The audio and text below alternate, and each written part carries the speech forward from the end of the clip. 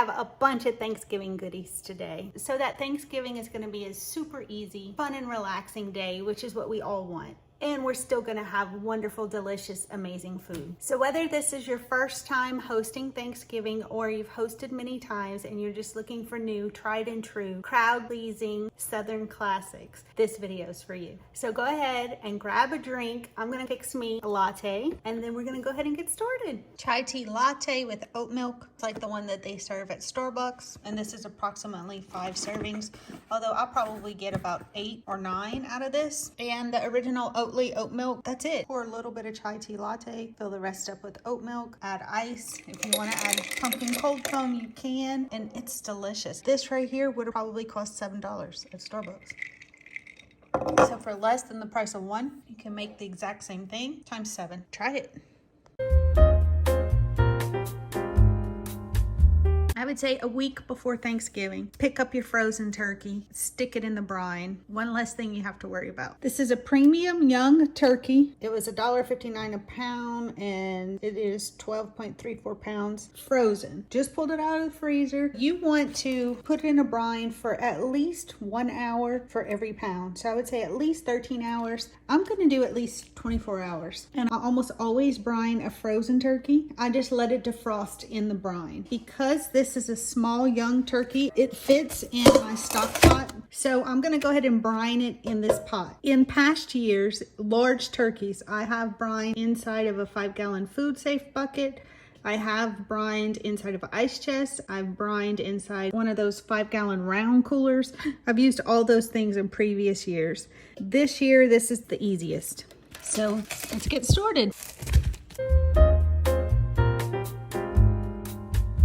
I got busy doing other things. I just put it in the sink. It's just been sitting in here for a couple of hours. It was frozen solid. It's still frozen. I'm gonna go ahead and unwrap it, but before I do that, I'm gonna show you how we're gonna make the brine. This is just a large gumbo pot, and in this, I have 1 gallon of water, and to the water, I'm gonna add 2 cups of kosher salt, a big heaping chunk of brown sugar. I did not measure this. I had a big chunk at the top, so I figured we're just gonna use this whole chunk.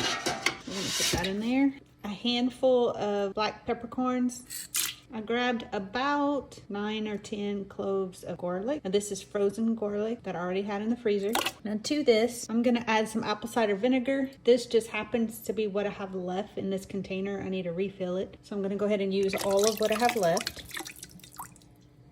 And to that, we're gonna add 1 dark beer. It's just something I had in the refrigerator from making beer bread. The last thing I'm gonna add is 1 bag of Zatarain's crab boil. It comes in a seasoning pack like this. It's not spicy. The ingredients are mustard seed, coriander seed, red pepper, dill seed, bay leaf, and allspice. If you're using this to make boiled seafood, you put the whole bag in the pot with the boiling water. Since this is a cold brine, I went ahead and I opened the bag, and we are gonna rinse the turkey before we season it, so it's okay if this just all goes in there like this. You can see it's just mustard seed, coriander seed, red pepper flakes, bay leaf, a couple of other things. And we're gonna let this sit for just a minute while we come over here and we open the turkey. All right, let's see how easy this is. Let's take it out of the package. I did clean the sink.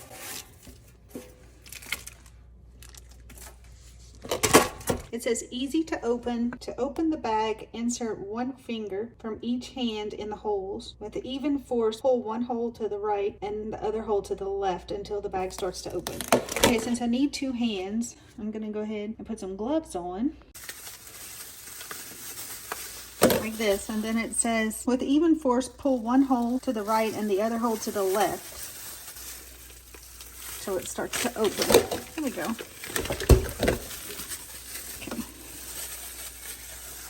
As you can see, it's still frozen. Get this ice off. Okay, now we're gonna carry it to the brine.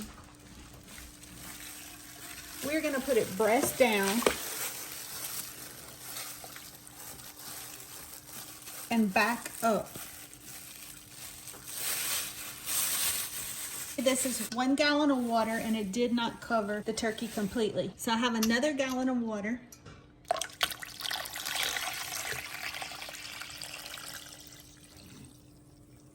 That's a half a gallon.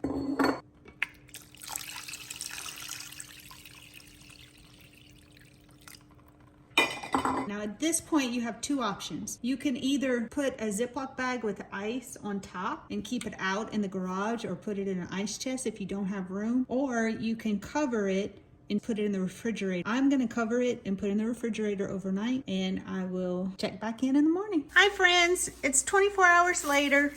So the sink's been sanitized, and I put a strainer in here to catch everything that's gonna come out from the brine. Now we are gonna slowly pour.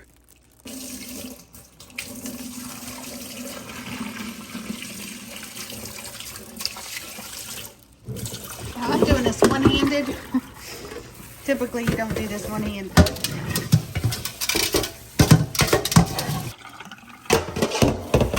We are gonna open the cavity, take everything out, and rinse it really well. Okay, we got a neck and a little bit of ice around the neck. I'm gonna go ahead and put it in this pot for now. Some more ice, just a little more ice. It's pretty much defrosted.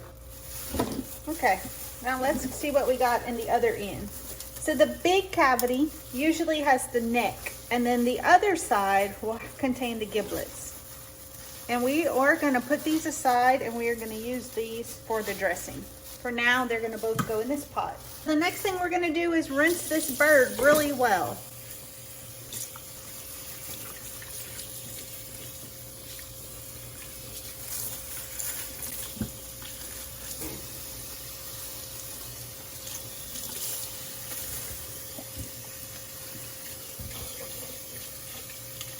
Okay, we rinsed the back side. Now we're gonna rinse the front side, and we're gonna fill it up with water in the middle.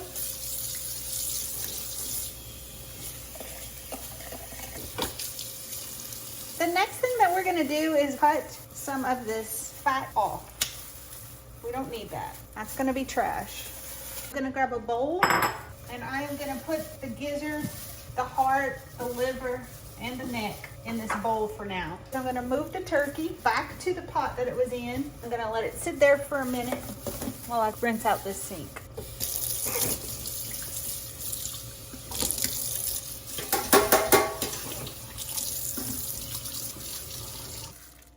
Okay, we're gonna use this because I picked it up for 75 cents. Zatarain's Cajun Injector Creole Butter. I'm probably not gonna use the whole thing. Water, salt, distilled vinegar, spices, black pepper, garlic, and butter.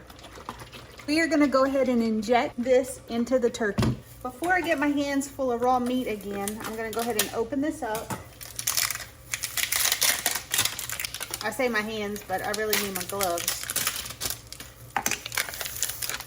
You can make your own with butter and any other type of spices that you want. So the needle is taped in. I usually make my own, but for 75 cents, I couldn't pass it up. Okay, there's a safety tip right here, a plastic safety tip.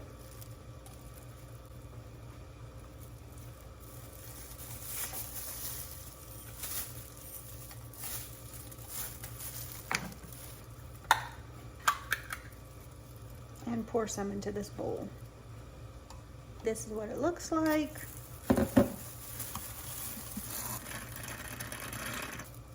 Okay, grab another glove. I am gonna try to just touch the turkey with my left hand and just use the injector with my right hand. I'm gonna start in the back, and I'm just gonna float that thing up. The next spot I'm gonna inject is the thigh, the second back thigh. And then I'm gonna flip it over.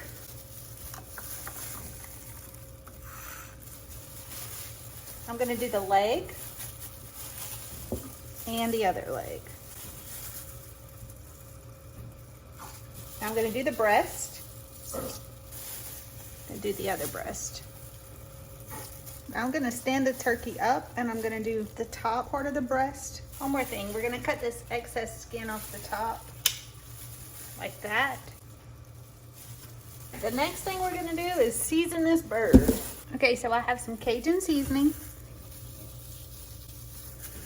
We're gonna sprinkle, turn to the side. Turn on the belly. Just want to sprinkle it with the seasonings of your choice very liberally. You want to make sure that you season the inside of the cavity as well as under the legs and the wings.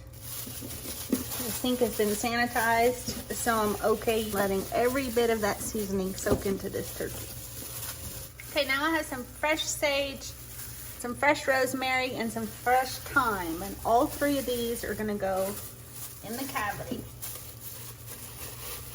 This is one small Granny Smith apple. Next, I have some butter that's been rolled in parsley, and I'm gonna stuff this under the skin with both sides of the breast. Okay, we're gonna take the legs and we are gonna stuff them back in like this. Now that the turkey's closed up again, we can cut the rest of this fat off. So we have stuffed the turkey with the fresh sage and rosemary and thyme and an apple. And now I am gonna stuff the turkey neck in there. We're gonna put it back in the pot. We're gonna let it marinate and rest. So for tonight, I'm just gonna put them at the bottom of the pot. This is what it looks like. I'm gonna use the same foil from last night. I'm gonna cover this up again. And we are gonna get it back in the fridge. Remember to clean and disinfect the sink again as soon as you get the turkey out of it. So what we're gonna do is cut up this leftover sourdough bread so we can have some sourdough bread croutons and also use some for our stuffing or our dressing. Just gonna use this little serrated knife. We're gonna go ahead and cut this into 1-inch cubes. All right, so we have one pan.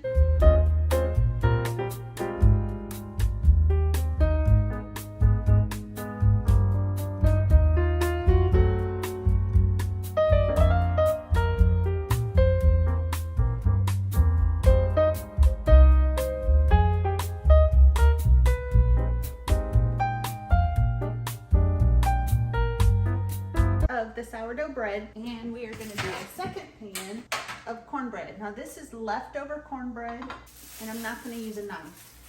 Just going to break it up into pieces. Some's going to be thicker than others.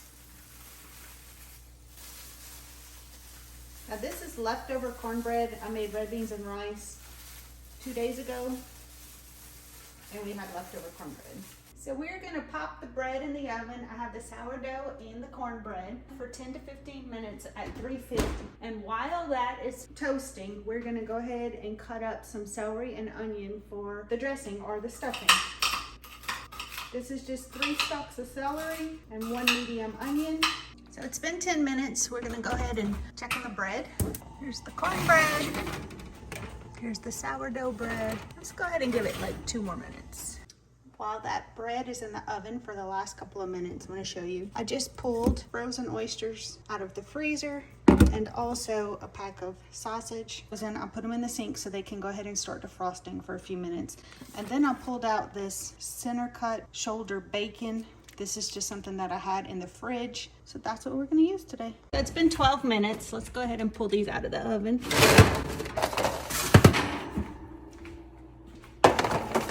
No need to buy stuffing. Just use leftover bread you already have. All right, I cut open the bacon and I'm draining it. Since this is like bacon steaks and there's not quite as much fat on them, I put just a dab of avocado oil. This would be beautiful in some sandwiches. It's actually not going to be seen in the stuffing or the dressing or the green beans, but sure is pretty. Looks like most of the water is cooking out and then it was going to start browning. I decided this is too pretty to not put on a sandwich. So we're going to make a little breakfast to give me some energy while I have this prep day. This is one of my favorite go-to breakfasts. It's a pumpkin spice English muffin. And this is like my version of an egg McMuffin. Now today I'm using some of this cheese because I want to use it up. These are some to-go mini pieces of cheese. Havarti and Gouda. They sell these together in a pack from Sam's. And I've been having this in my refrigerator for so long. I got them thinking I would take them with me on days when I'm out and about. And then I just forget about them and I haven't used them. So today I'm going to put them on a sandwich. And I like both, so I'm going to do one of each. Hey, this is really starting to fry. Ooh, it is popping. Turn this heat down just a little bit. Pull out our Egg McMuffin. I'm gonna put a piece of Havarti and a piece of Gouda on each slice. Just heated up some avocado oil. We're gonna go ahead and fry an egg.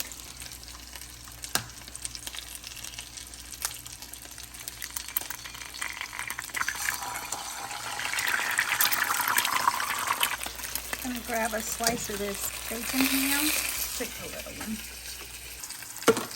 Add a dab of Cajun seasoning, and today I'm using Tony Sassery Original Creole Seasoning. Take this out and add it to the Egg McMuffin. Take this extra egg, fold it back over. I don't want it hanging off. Add the cheese, and there we go. Look at that goodness. So why don't you grab you something to eat, and I'll come back in a few minutes. All right, now that my belly's full, we can get back to work. I turned this off while I ate, and so it's been sitting for probably about 10 minutes. I'm gonna go ahead and take this center cut bacon out of this pot, put it aside for later use. This is what we have left. I'm gonna go ahead and turn the fire back on, medium heat, and I'm gonna get some sausage in here. So this is 1 pound of pasture-raised Italian sausage. And we just put this in the same pot that we took the bacon out of. This is Italian sausage, so it already has Italian spices. I'm not going to add anything to that. I'm just going to brown it.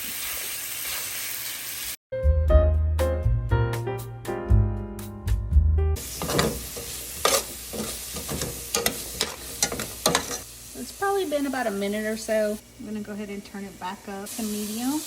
I'm going to add a small handful of frozen peppers. So it's been another minute or so. Now to this, we are gonna add 3 stalks of celery. Now we're gonna go ahead and let that brown for another minute or 2. So it's been another couple of minutes. You can see the bottom is getting brown. Next, we're gonna add about 4 ounces of chopped mushrooms. This is portobello mushrooms. Turn the heat down, put it on low. So it's been another couple of minutes. You can see the bottom of the pot is getting really dark, but it is not burning. It smells fantastic. We are going to add butter now, approximately 4 tablespoons of butter. And we're going to add 1 small apple. I chose to use a pink lady. You can use any kind of apple you want. I like to do Granny Smith, but because I decided I wanted the color, I went with the pink lady. I'm going to use that butter to scrape off all the bits at the bottom of the pot. This stuffing is worth making ahead. It's time consuming, but it's easy. This is one of the great advantages of planning ahead. Go ahead and turn this off. Now we're gonna put this stuffing together. I have 4 tablespoons of melted butter. Before I pour it in the bowl, I'm gonna take a little bit. This is a 13 by 9 Pyrex baking dish. First thing we're gonna put in the bowl is 2 fresh eggs. These are room temperature. To that, we're gonna add some seasonings. We're gonna add just a pinch of salt, some black pepper.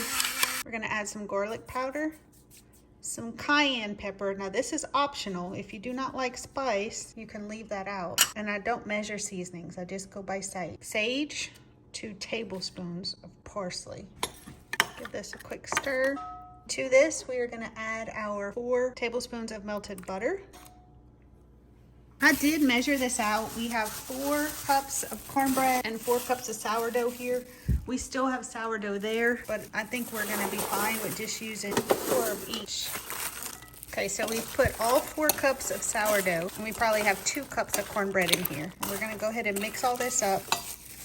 So I wanted to see how much moisture we had before we add any other liquid. This is what it looks like now that I've mixed it up as much as I could. Now we still have some cornbread to add, and there's not enough moisture left in here for the bread to absorb anymore. This is 8 ounces of oysters. I did drain them. I reserved the liquid and then I used some scissors to just chop them up. This is raw oysters. They're gonna cook in the oven. You can see how much moisture and liquid these oysters have released just since they've been cut because they were drained and strained before. There's so much liquid in here and the apples have a lot of liquid. I don't know exactly how much stock I want to use just yet. Now we're gonna put the rest of this cornbread. Now to this we are gonna add our 1 pound of Italian sausage, and to that we are gonna add our pulled vegetables. Now we're gonna open up this pint chicken stock. We're just gonna add a little bit, about half. Some people like their dressing moister than others. I would say this is 50-50, equal parts bread and meat. If you want more bread, add less meat. And if you want more meat, add less bread. We're gonna go ahead and transfer it to this pan, and then I'll decide if I want to add more broth. And that's another thing. Some people like their dressings on the dry side. Some people like them on the wet side. There's no wrong or right way. I'll make it all kinds of different ways. If you have people in your family that doesn't like the fruit, you can shred the apples and make them smaller. The oysters are so small that nobody's gonna know they're in there. It's just gonna give extra depth of flavor, and people are gonna be like, wow, this is so yummy. You could use this and stuff the turkey if you want it to be stuffing. The difference is stuffing goes inside the turkey and dressing is cooked outside the turkey. It's the same either way. Okay, we're gonna go ahead and cover this. We're gonna put it in the oven and bake it at 350 for 30 minutes. While this is baking, we're gonna tackle cranberry sauce. This is one of the things that is so easy to make. All I have is a bag of fresh cranberries that have been washed and rinsed and soaked in baking soda and water overnight. Nothing else is in this pot. To that, I'm gonna add 1 1/2 cups of sugar, 1/2 cup of brown sugar. We're gonna turn the temperature on medium high. You can use honey or some other type of sweetener if you want. So to this, while it starts to melt, we are gonna add the juice of 1 orange. This is about 1/2 cup. We're gonna add about 3 tablespoons of lemon juice. Now to this, we are gonna add the peel of 1 orange and 1 cinnamon stick. We're gonna turn it to medium and let it cook until they start to pop. I don't know what happened to my cinnamon stick. Here it is. It's buried way deep down in there. While we got this cooking, we are gonna juice 1 more orange to add at the very end. They are popping now. It's only been about 5 or 6 minutes. This is what they look like. We're gonna go ahead and turn it off. You can serve this a few different ways. You could let it cool completely, pull the cinnamon and the orange out right before you want to serve. It will thicken, or you can put it through a blender. I'm gonna put it through a Vitamix and then make it really smooth. We're gonna add this mixture, the cinnamon stick, the orange peel, everything. We're gonna put the lid on, start it slow.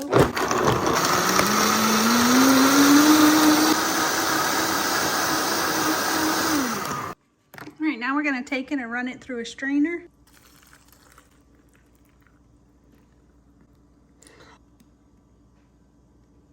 Smells so amazing. We probably didn't even need to run it through. About 1 itty bitty cranberry, or two itty bitty pieces. Man, this smells, I think this is just my favorite.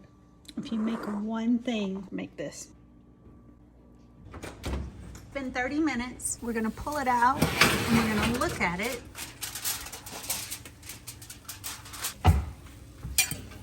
And we're gonna mix it up. And then we're going to be able to tell if we want to add more liquid. I think this is plenty enough liquid. This smells amazing. So it looks fantastic as is. We don't need to add anything else. We're going to take it out, cover it back up, let it cool, put it in the fridge until we're ready to continue cooking it before serving. All right, friends, it is sweet potato casserole time. Everybody loves sweet potato casserole. My favorite way to make sweet potato casserole will always be with fresh sweet potatoes or yams. However, if you watched my video of things that I picked up from Louisiana, you'll know that they were late coming in this year because of the drought. And so they are still curing and they're not ready yet. I happened to pick up one of these Bruce's yams earlier this year at the discount grocery store. I only have 1 can. Usually I would do at least 4 cups. Sometimes I double it and I do 8 cups. Today we are only do 2 cups. I just opened the yams and I strained them. This is a liquid measuring cup. I'm thinking once everything's squished down, it's probably 2 full cups. So I'm just gonna say it's about 2 cups. So we're gonna start with the egg. We're gonna see if we could fit it all in this little tiny Corningware dish. If we can, we're gonna go ahead and bake it in here. If we can't, we'll transfer it to a bigger container. This is just 1 room temperature fresh egg. We are gonna add a couple of tablespoons of butter, a dash of pumpkin pie spice, a pinch of salt, or 2, and a pinch of cayenne pepper. If you watched my Easter video, you saw I like to put a pinch of cayenne in sweet things. And we're gonna add a dash of vanilla, about 2 tablespoons of sugar. We're only gonna put half of it right now. Now we're gonna add the rest of the sugar. Now we're gonna add a half a cup of cream. Okay, so now that our mixture is ready, add the potatoes a few at a time. If you want a smooth souffle consistency, then put it in a blender or use an immersion blender. We like a little bit of texture to our sweet potato casserole, so I like some of them to be mashed completely and some of them to be a little bit thicker. We're gonna go ahead and add the rest. That's gonna fit perfectly in here. Now everything is incorporated. We're gonna drizzle a little bit of molasses on top, or you can use Steen's cane syrup, which is another Louisiana staple that comes out of Abbeville. Like that. And then I'm gonna sprinkle some cinnamon. For the topping, we're gonna use a couple of tablespoons of butter, a half a cup of pecans, a couple of tablespoons of brown sugar, and a couple of tablespoons of almond flour. I'm choosing to use almond flour because we have a couple of gluten-free guests. I mixed up the almond flour and the brown sugar, and now we're gonna incorporate that in the butter with the pecans. We're just gonna put this on top. We are gonna cover this and bake it at 350 for 15 minutes, and then we'll check it. All right, now we're gonna start prepping the butternut squash and the Brussels sprouts. I'm gonna go ahead and peel this, cut it up, wash these, and cut them, and I'll be back.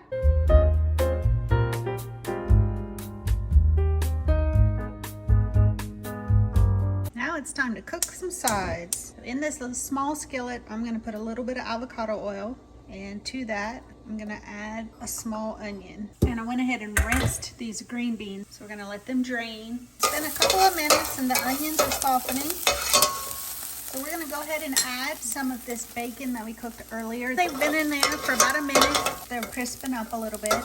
Go ahead and take it all out and put it in this bowl. Pan is pretty much empty. It's on medium heat. We're gonna go ahead and turn that up to medium high. Put a little bit more avocado oil. Now we're gonna add our green beans. They have been washed and rinsed. Wash them so they all get some of that coating of oil. Add some salt and pepper.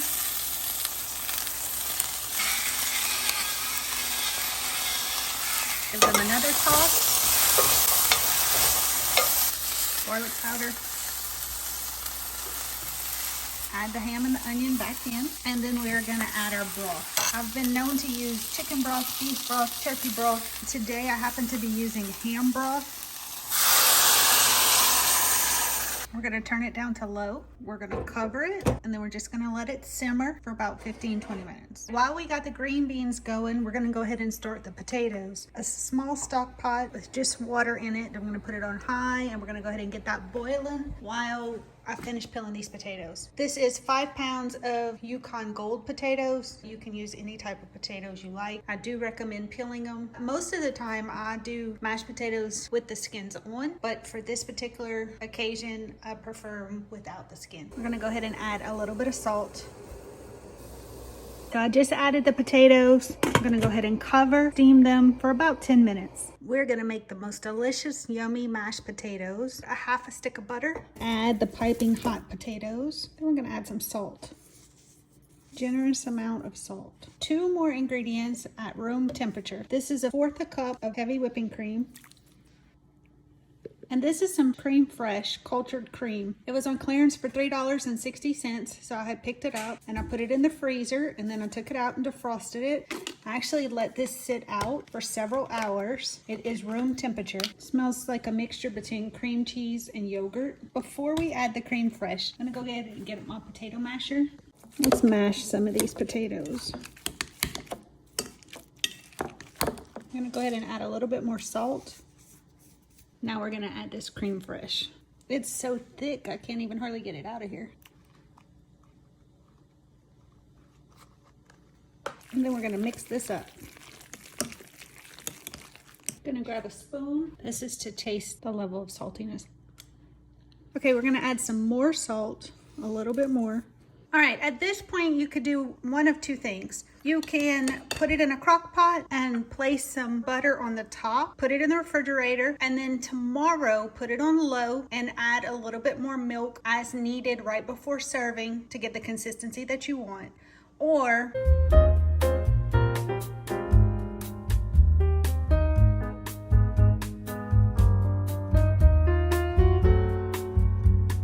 take this extra butter that's room temperature. It's another 1/4 of a cup. So altogether we did 1/2 a cup. Now I'm gonna go ahead and mix this in right now. And also, if you want this smoother, put an immersion blender in here or electric mixer. All right, I'm gonna give these one more taste. They are perfect. Our next side is roasted Brussels sprouts and butternut squash with cranberries and pecans and bacon. This is going to be so scrumptious. The Brussels sprouts have been washed and cut in half, and we are going to sprinkle some olive oil on them. And then we're going to take our butternut squash and we're going to liberally coat them with olive oil. To the Brussels sprouts, I'm going to add salt, pepper,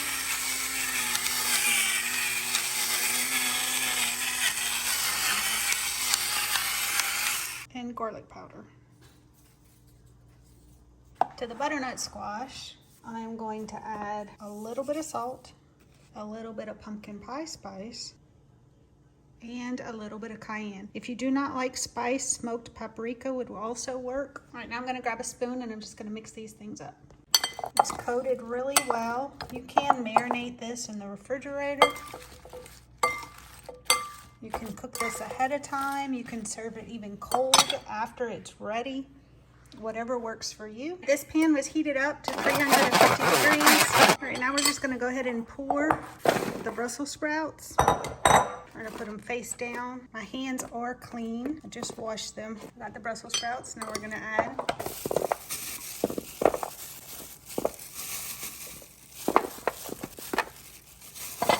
So we're gonna get these in the oven at 425. Let's do 425 instead of 400 for 10 minutes and see what they look like. So it's been 10 minutes and they are still hard. So I'm gonna put them back in the oven and we're gonna do another 15 minutes. Okay, so it's been another 15 minutes. They are soft, but they still are not brown. So I'm gonna flip the Brussels sprouts over and then we're gonna get them ready to go under the broiler for the last few minutes. Next, we're gonna add some cranberries. These cranberries have been plumped up in a little bit of apple cider.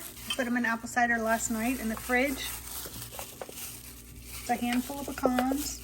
And then I have some more of that bacon.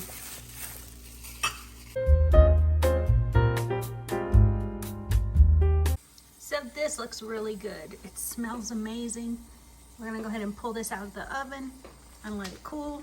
It is time to see about getting the turkey in the oven. First thing we're gonna do is preheat the oven to 275, and then we're gonna get our roaster out. Now this is a brand new roaster that I got on Amazon. It's stainless steel. I have never used it before. It has been washed. If you've been here a little while, you know that I lost everything in Hurricane Laura, so did not have a roaster. And last year, it was only 3 of us for Thanksgiving, so I didn't even do a turkey. I just did a duck in a regular cast iron Dutch oven. But for today's purposes, is we're gonna put a little bit of avocado oil. Use the oil of your choice. I like to do a high temperature oil for things that's gonna be cooking a long time. Some people do olive oil. I like to save olive oil for things that have a short cook time. We are gonna go ahead and grease the sides. also want to do the top of the rack.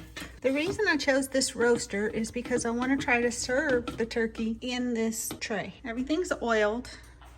Now it's time to take the foil off of our turkey that's been marinating and see what we got. Take a couple of paper towels and I'm going to very gently pat the top. And I am patting some of that seasoning off, but it's okay because it's been marinating, so it's still gonna have wonderful seasoning and wonderful flavor. So now we're gonna pick up this turkey and we are gonna put it in the pot. Next, I have 2 sprigs of celery. I am gonna use them to stuff in here. This is what's left at the bottom of the pot. We're gonna take this and we're gonna reserve it for the gravy. So we are gonna use it, all of this, but we're not gonna bake it with the turkey. So we're just gonna put this in a bowl and put it in the refrigerator until we're ready to make the gravy. Sometimes I use the giblets for dressing. I decided not to do that this time. We're just gonna put it all into the gravy. We're also gonna add onions and bell peppers at that time. That's why the cavity is not stuffed with onion. It does have some celery. It has fresh rosemary, thyme, and sage. It also has an apple, the turkey neck, and those last few pieces of celery. We're gonna add the remaining chicken stock that I used to make the dressing. This is what we had left. We're not putting it on the turkey itself. And then there is some butter stuffed underneath this skin. We are good to go. Okay, we are gonna bake this for 10 minutes per pound on low at 275. So this is a 12-pound turkey. We're gonna shoot for 2 hours. I'm gonna put the lid on. It's in the second to bottom rack. And we're gonna go ahead and shut the door and set the timer for 2 hours. It's been 2 hours and I just pulled this out of the oven. We're gonna open it together, but I'm gonna have to do it one-handed, so in order not to burn myself. It's not nearly as much steam as I thought there would be. So this is what it looks like right now. We are gonna use our baster for the very first time and see if we could get anything up.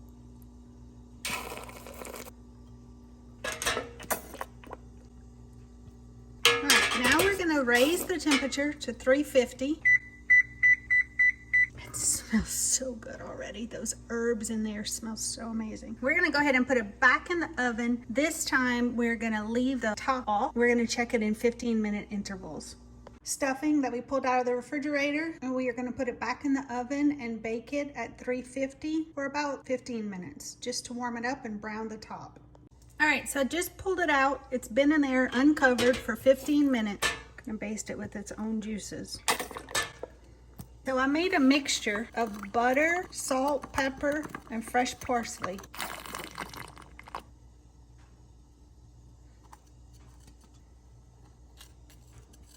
So now that we basted it this one time, we're gonna go ahead and stick the thermometer in it. Now ideally we are gonna cook this until it reaches 160 degrees, and then we're gonna let it rest until it reaches 165.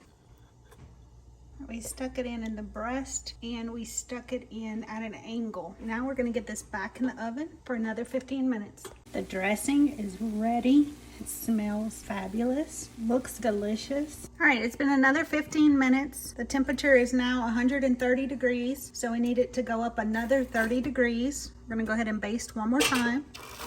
I'm gonna use it to start the gravy. Just put a little bit of avocado oil. I'm gonna add an onion.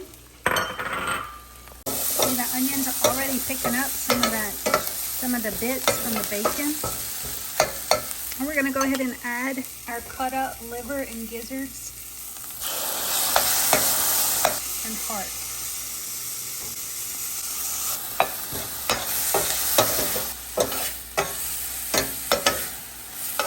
We're gonna add a little bit of salt and pepper. We are gonna cover this and we're gonna let it simmer until the turkey's ready. All right, so I just pulled this casserole out of the oven. I baked it for 15 minutes at 350. We are gonna eat it this way. I know it's gonna be fabulous. It's one of those things that you could eat for breakfast, lunch, dinner, dessert, and a snack in between. I'm gonna just let it cool. I'm not even gonna worry about browning it more on the top. There's a little brown color to it, and that's because I added the molasses and the cinnamon. I'm gonna go ahead and cover it back up till we're ready to serve. All right, the turkey is ready. It's 360 degrees. We're gonna go ahead and let it sit for about 10 or 15 minutes and rest before we do anything else. And I just wanted to show you what it looks like. It's gorgeous.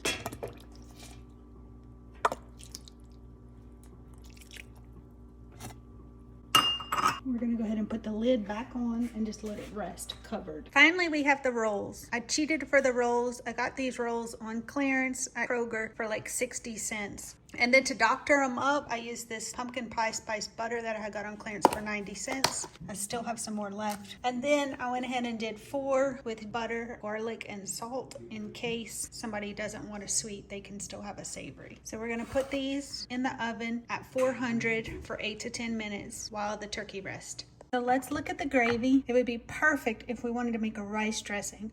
I will probably do that on Thanksgiving Day. I'm not doing that today. In order for us to enjoy this on mashed potatoes, I'm gonna go ahead and put it into the blender, and I'm gonna take some of the herbs from the turkey and add that to it. So this looks really good. It smells amazing. We're gonna go ahead and pull this out of the oven and let it cool. This is what the drippings look like from the bottom of the pan. Typically, I would just use this to make the gravy, but I wanted to get a head start. So all the giblets are already in here pureed, and I'm just gonna add this liquid to here and blend it. This is what the gravy looks like. Friends, here it is. I used the broth. I put the broth back in with the gravy I had made. I blended it all together. Our stuffing. So roasted vegetables, mashed potatoes, green beans, our cranberry sauce, our sweet potato casserole, and our rolls. So let's go ahead and serve a plate. This is so moist. This is the piece of breast that I cut, and this is the piece of thigh that I cut. And look at how juicy that is.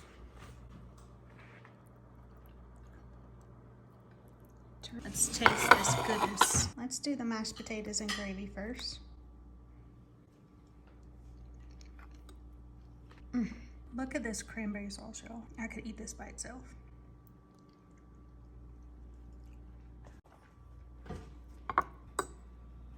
Let's try this turkey and this cranberry sauce.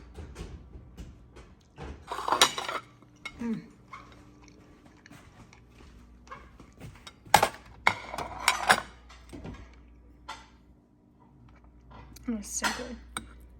All right. The stuffing is moist.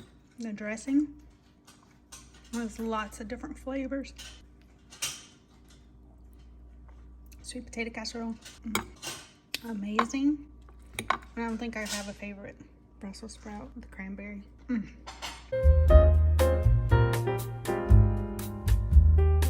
I make these green beans all the time. I don't know what this roll is gonna taste like, but let's taste it. Really good. Can't even tell it came from the store. This is fantastic. All right, y'all. Happy Thanksgiving. I hope y'all try some of these recipes. You will not be disappointed. Y'all have a wonderful, blessed, happy Thanksgiving. Till next time. Bye.